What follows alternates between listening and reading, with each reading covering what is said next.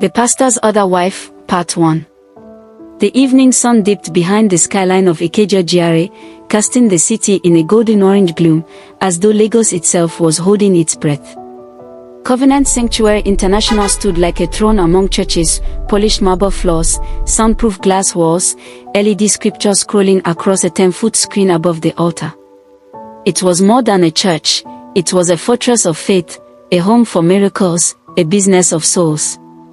And at the center of it all stood the man of God, Pastor Felix de Roger, crowned in flowing white abode, with his hand lifted toward heaven and his smile fixed on earth.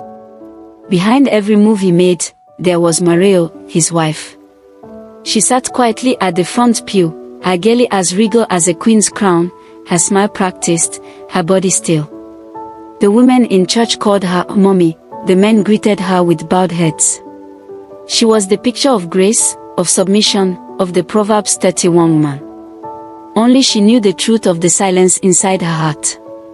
11 months. That was how long it had been since her husband had touched her. He told her it was a season of spiritual consecration. God is calling me to higher ground, he had said. She believed him, or tried to. Until she found the lipstick. Bright red, smeared across the inside of his white shirt collar. "It's the oil from anointing service," he said, not blinking. "You're being carnal, Mario." Carnal. That word haunted her. But she stayed. Because what would people say if she left? How do you divorce the man everyone else worships? She was a prisoner in lace and heels, clapping for a life that was killing her.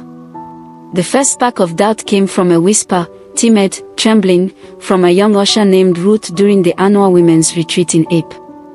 "Mommy," Ruth had said, clutching her Bible tightly, "I saw Daddy Felix in Agboa last month.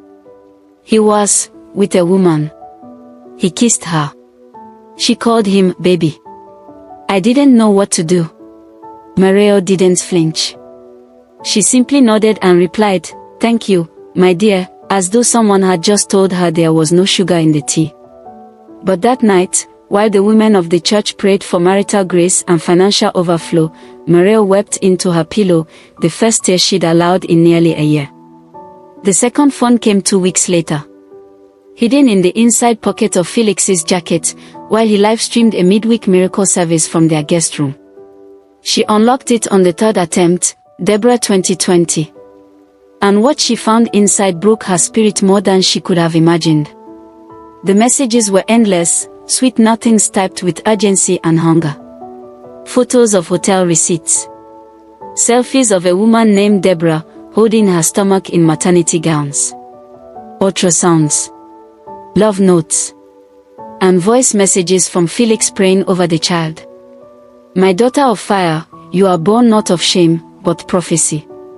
No weapon formed against you, especially the jealous ones, shall prosper."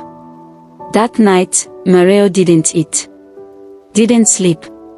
She sat in the dark, listening to the messages again and again. Each one hammering the coffin shut on the marriage she once called holy.